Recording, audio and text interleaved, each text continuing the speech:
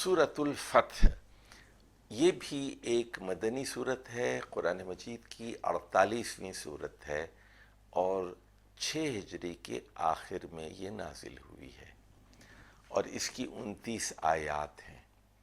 اب اس سے پہلے کہ ہم اس صورت کے مضامین پر گفتگو کریں، تھوڑا سا پس منظر سمجھ لیجئے تاکہ بات کو سمجھنے میں آسانی ہو۔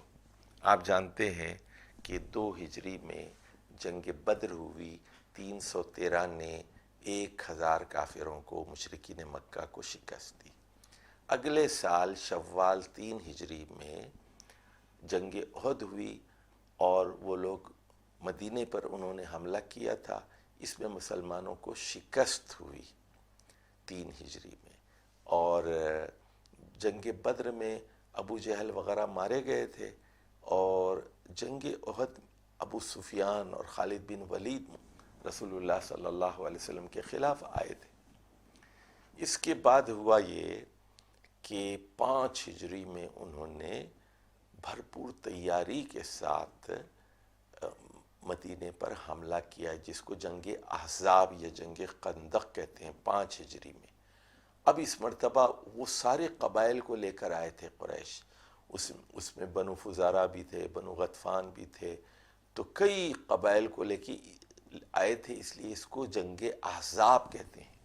مشترکہ حملہ تھا اور کئی دن تک یہ محاصرہ رہا، بالآخر اللہ تعالیٰ نے ہوا بھیجی، یہ لوگ بھاگ گئے۔ اس کا تذکرہ ہم نے وہاں سورۃ الاحزاب میں کیا تھا۔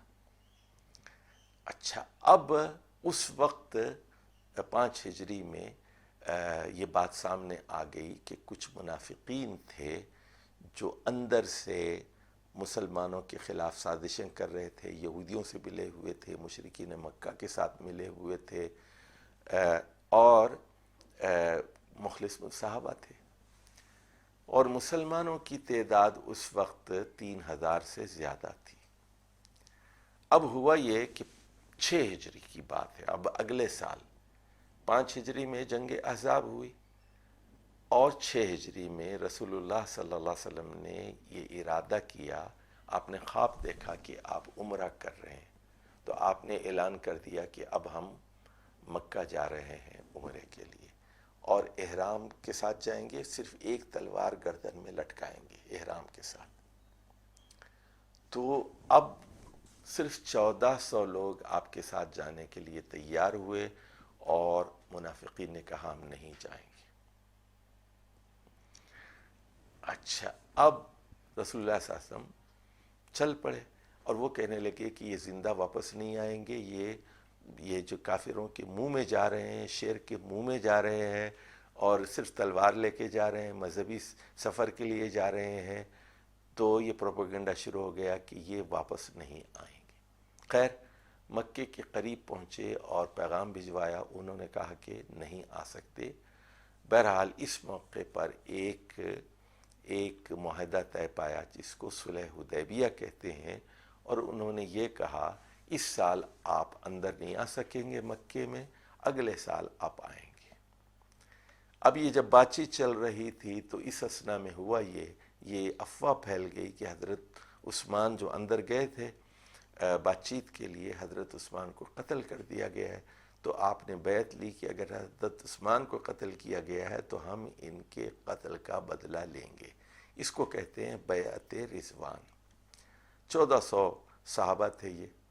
بہرحال اس کے بعد ہوا یہ کہ صلح حدیبیہ ہو گئی۔ رسول اللہ صلی اللہ علیہ وسلم نے مکے سے 30 میل دور حدیبیہ کے مقام پر ہی سر منڈوایا، اندر نہیں گئے، سر نہیں منڈوایا، وہیں جانور ذبح کیے اور وہاں سے واپس لوٹ آئے۔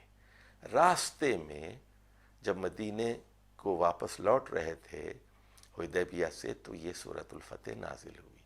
اس کے بعد 9 ہجری میں یہ 6 ہجری کا واقعہ ہے۔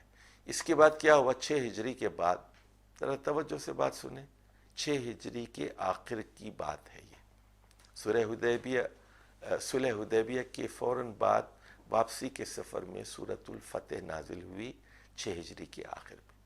اب رسول اللہ صلی اللہ علیہ وسلم مدینہ پہنچے، اور اس کے بعد انہوں نے کہا کہ اب ہم جا رہے ہیں خیبر فتح کرنے کے لیے۔ اب منافقین کہنے لگے ہم بھی آئیں گے، تو کہا کہ نہیں، آپ عمرے کے لیے نہیں آئے، خیبر کے لیے کیوں آنا چاہتے ہیں؟ تو یہ صرف وہی 1400 جو صلح حدیبیہ میں شریک تھے یہ خیبر کی طرف گئے اور خیبر فتح کی، وہاں سے بہت سارا مال غنیمت ملا وہاں سے۔ تو اب یہ پہلی فتح تھی، اب یہاں مدینے کی ریاست کے لیے مستقل آمدنی شروع ہو گئی، خیبر کی پیداوار آنے لگی، اور اگلے سال آپ نے، یہ 7 ہجری کے آخر کی بات ہے، آپ نے عمرہ قضا ادا کیا، معاہدہ تھا، معاہدے کے مطابق آپ نے عمرہ ادا کیا۔ 3 دن کے لیے قریش نے مکہ خالی کر دیا، صحابہ کرام جو ہے وہاں عمرہ کر کے 3 دن کے بعد پھر وہ واپس آ گئے۔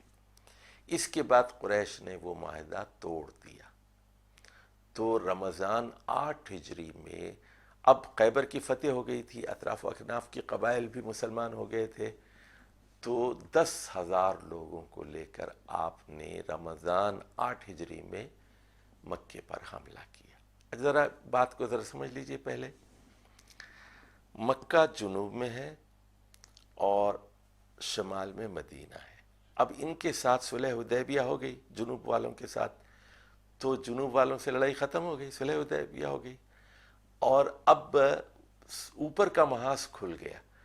اب پوری قوت آپ نے لگا دی کس طرف؟ خیبر کے اوپر لگا دی، اور اس سے مسلمانوں کو فائدہ ہوا، مال غنیمت بھی مل گیا۔ اب بعد میں قریش نے اپنا معاہدہ توڑ دیا، ان کی اپنی شامت آئی۔ تو یہ حکمت عملی تھی جو رسول اللہ صلی اللہ علیہ وسلم کی طرف سے اختیار کی۔